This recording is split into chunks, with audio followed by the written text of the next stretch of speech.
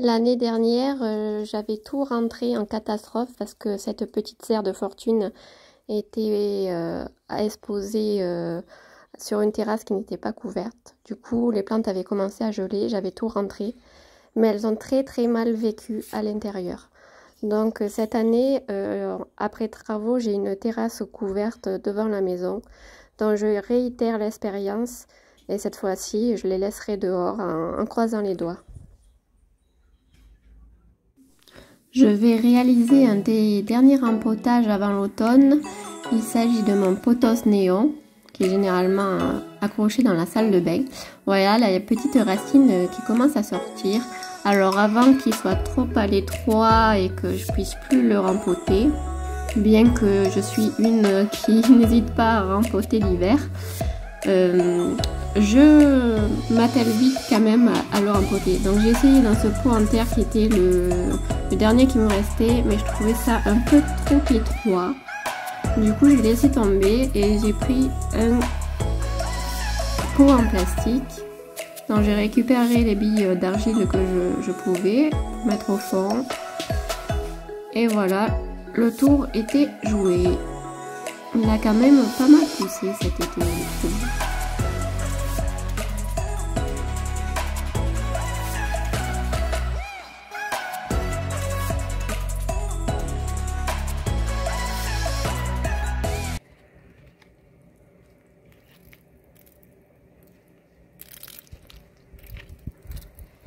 Voilà. C'est bon pour retourner dans la salle de bain.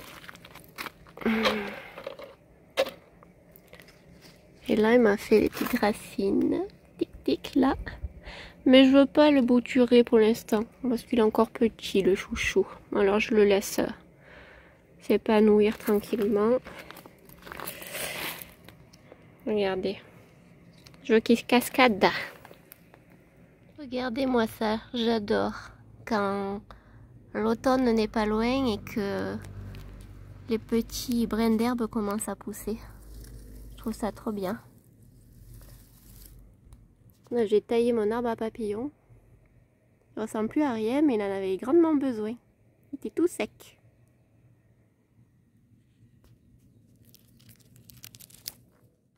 Là, apparemment, le jasmin que j'avais planté à la fin de l'école, au mois de début juillet, il a pris. Parce qu'il a passé tout l'été et là, je vois qu'il est toujours bien vert. Et donc, ça veut dire qu'il a raciné. Il faudra certainement que je le protège de l'hiver. Et peut-être que je le sorte un peu de l'eau parce que il ne faudrait pas qu'il pourrisse. Celui-là, il va falloir que je lui trouve une place bien lumineuse pour cet hiver. Là, il a quand même bien poussé. Il y a juste un endroit où j'ai dû couper parce qu'il avait un petit souci ici. Mais il a bien cicatrisé. Il m'a refait des feuilles. Et donc, il a poussé de tout ça. Et donc, je cherche une place pour le rentrer à l'intérieur. Mais pour l'instant, il fait encore bon. Donc, pas de souci. Lui aussi, le zigzag. Il m'a fait plein de nouvelles feuilles. Trop mignonne. Par contre, le Stéphanotis, je sais pas si je vais le rentrer parce que en fait, il s'est entortillé autour du fil. Alors, je sais que c'est une plante qui gèle, mais je ne suis pas sûre de le rentrer cet hiver.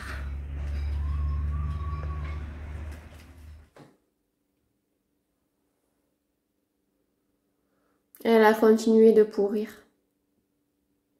Pour les nouveaux, la taille constellation, je la reçois.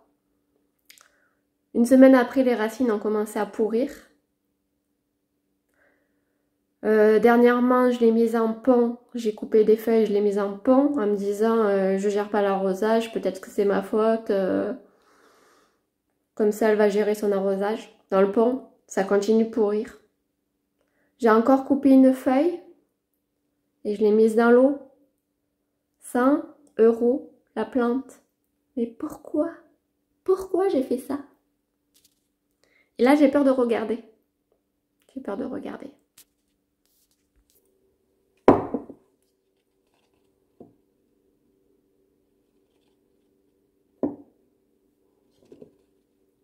Hier, j'ai encore coupé une feuille, ici, qui a jauni.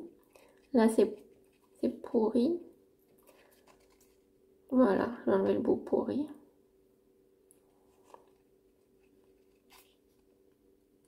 Et voilà ce qui reste de ma plante à 100 €. Voilà.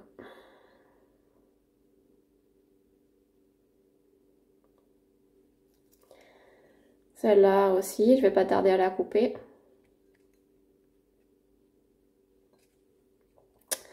Voilà, elle est en train de crever. J'avais vendu des affaires à moi sur le Bon Coin pour pouvoir me la payer. Je ne referai plus jamais cette erreur d'acheter une plante chère, voilà. Par contre, j'ai la feuille que j'avais achetée il y a plusieurs mois maintenant, de Borsigiana variegata. Elle qui a bien pris. J'avais payé la feuille 35 €, la feuille racinée. Et elle, alléluia, elle est en train de pousser, je vais vous montrer. Regardez ma petite chienne de cœur aussi. Elle a bien poussé, hein. Tic, tic, tic, tic. Celle-là, à un moment donné, il va falloir que je la coupe parce que les chats, ils vont se pendre. Ils vont se pendre et ils vont jouer à Tarzan dedans. Vous savez quoi? Mes abonnés qui ont déjà entendu cette histoire, une fois j'avais raconté qu'ils avaient attrapé le saucisson, qu'ils l'avaient déballé et qu'ils l'avaient mangé du placard. Hein.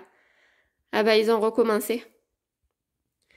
Mes beaux-parents, ils sont allés dans les Vosges, ils nous ont ramené du saucisson des Vosges.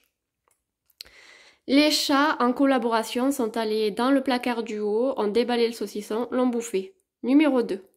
Mon mari a acheté un 3e saucisson et je l'ai planqué beaucoup plus haut. Voilà, pour la petite anecdote. Pour ceux qui ne les connaissent pas encore, voilà les coupables. Athéna, c'est la mienne. Et Haru, celle de mon mari. Même les décorations en scrapbooking, ils mangent. C'est des vraies terreurs, ces chats. Alors voici ma Borsigiana variegata. Comme vous pouvez le constater, malgré ses belles panachures, elle a quand même des taches marron. Alors ça, je sais pas du tout à quoi c'est dû parce que elle a vraiment beaucoup de lumière, mais en même temps pas de lumière directe. Et elle est en pont, donc celle-ci, voilà, elle n'a pas bruni encore. Ça, c'était la feuille de base. À la base, quand je l'ai achetée, vous pouvez retrouver la vidéo. Vous pouvez la retrouver, c'est mon premier achat sur le Bon Coin. Ça, c'est la feuille de base qu'on m'a vendue racinée à 35 €. Et tout l'hiver, elle a stagné comme ça. Et là, elle m'a fait une feuille, 2 feuilles, 3 feuilles. Et elle est en train de m'en dérouler une autre, là, qui a l'air d'être d'une taille assez intéressante. Et là, je sais pas, c'est quoi? C'est une racine aérienne, donc il va falloir que je la tuteur. Voilà. Faudrait que j'achète un pot moins de fortune que ça aussi. Les racines, ça a l'air d'aller. Donc voilà, je vous annonce une très prochaine feuille. Donc ça valait plus le coup d'acheter cette feuille à 35 € que d'acheter ma Monstera taille constellation à 100 € déjà racinée, quoi. Déjà bien établie.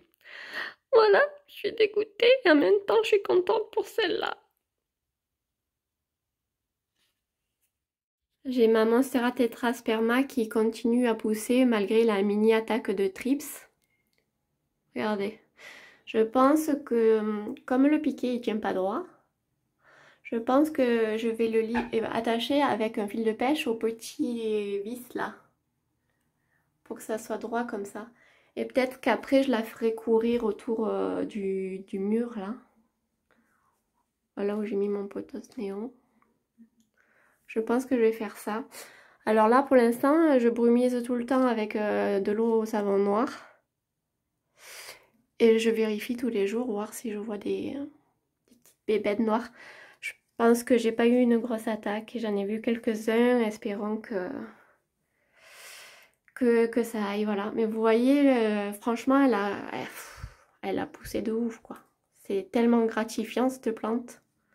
Si vous êtes débutant, je vous la conseille, la Monstera Minima ou Monstera Rhaphidophora Tetrasperma. Elle est trop gratifiante à regarder pousser. Surtout à la belle saison, forcément, puisque en hiver, les plantes... Ah oui, il y a mon bégonia aussi, qui m'a fait plein de feuilles sèches. Et en bégonia, je m'y connais pas du tout, parce que c'est mon premier que j'achète. Vous voyez mon petit spray là, avec le savon. C'est mon premier bégonia que j'achète. J'en ai quelques-uns qu'on m'a donné, mais tout petits.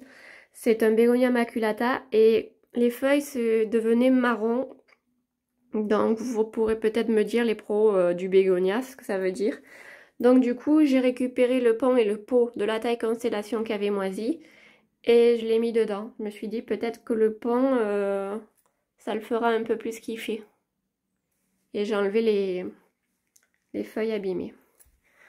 J'ai ma petite crocodile là, j'en parle pas souvent mais je pense qu'elle a poussé. Hein.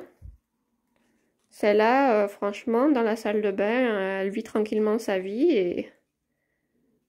et tout va bien quoi. Par contre, j'ai le Peperomia Watermelon qui est pratiquement crevé là. J'ai fait des boutures qui ont pris, mais je sais pas si les boutures elles vont survivre. Et celui de ma fille, là, le Peperomia Red, eh ben, il est mort. J'ai dû peut-être trop l'arroser, je sais pas. Les Peperomia, ils sont difficiles. Je les trouve difficiles. Dites-moi ce que vous en pensez. Mais les Peperomia, je les trouve difficiles. Et il y a une seule feuille qui me restait du rouge, là, de ma fille. Et il est en train de raciner. Je sais pas si je vais arriver à faire une autre plante avec, voilà. Ça, c'est ma Monstera Peru, que j'adore. Et mon Pothos Exotica, il m'a fait de superbes feuilles cet été. Vraiment magnifique.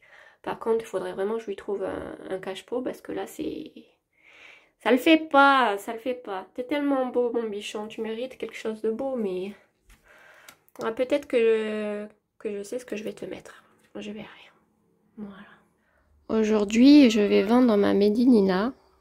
Je l'ai gardée pour mon mari parce qu'il l'a trouvée jolie, mais comme il veut pas la mettre dans son bureau, à son travail, moi il me faut un peu de place. Et c'est pas une plante que j'avais achetée par rapport à un coup de cœur, mais plus par rapport au fait que j'avais pas trouvé ce que je voulais. Elle avait fait de belles grosses fleurs roses qui pendaient. Mais là, ben, je vais la vendre. Je l'avais mise à 8 € et la personne a gratté 5 €, donc... je la laisse partir pour 5 €. Voilà, donc deuxième plante que je vends là, pour faire un peu de place pour l'hiver. J'avais acheté des graines à Aldi au début du printemps, je les avais plantées, des graines de soucis. Et je me demande si ça vaut le coup parce que on est presque à l'automne. Ils n'ont pas encore fleuri. Je vois qu'ici il y a un petit bouton qui arrive.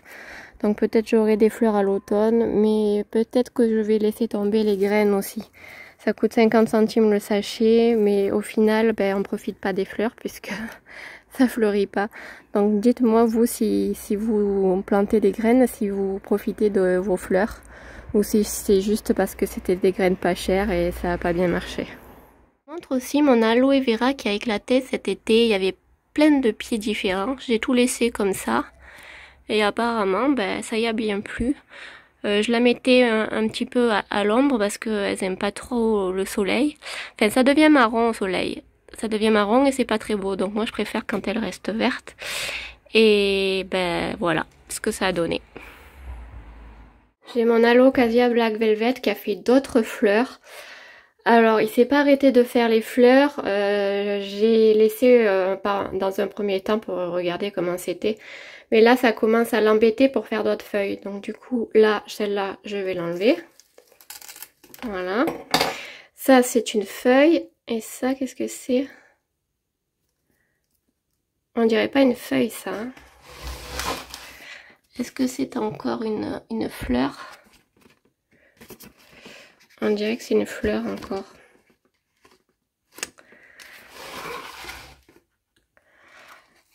Ouais, c'est encore une fleur, on voit le bulbe au fond. Comment je peux enlever ça, moi? Je vais poser le téléphone parce qu'avec une main, c'est impossible de couper. Voilà, c'est fait, j'ai nettoyé un peu, donc celle-là va pouvoir se développer correctement. J'ai entendu 2 sons de cloche pour ce qui est des floraisons des fleurs. Oui, forcément des fleurs, des floraisons. Vous voyez, les fleurs, ça fait que celle-là, elle était toute tordue, elle s'est mal dépliée et ça l'a tout abîmé. Donc la prochaine fois, je les couperai direct, les fleurs. Il y a ceux qui disent que la plante, elle fleurit parce qu'elle se sent bien. Et il y a ceux qui disent que la plante, elle fleurit justement parce qu'elle va mal, c'est l'instinct de fleurir, l'instinct de survie pour faire des graines et tout ça. Dites-moi ce que vous en pensez, vous. Vraiment, je sais pas. Parce que mon Black Velvet, il a explosé, il était magnifique et il a fait plein de fleurs. Donc moi, je me suis dit qu'il se sentait bien. Et pas le contraire. Dites-moi ce que vous en pensez. Voilà, je vais vous laisser sur ça. Parce que ici, c'est l'heure de la sieste, voilà. Et donc, je vous dis portez-vous bien. Et à bientôt pour une prochaine vidéo. Ciao, ciao!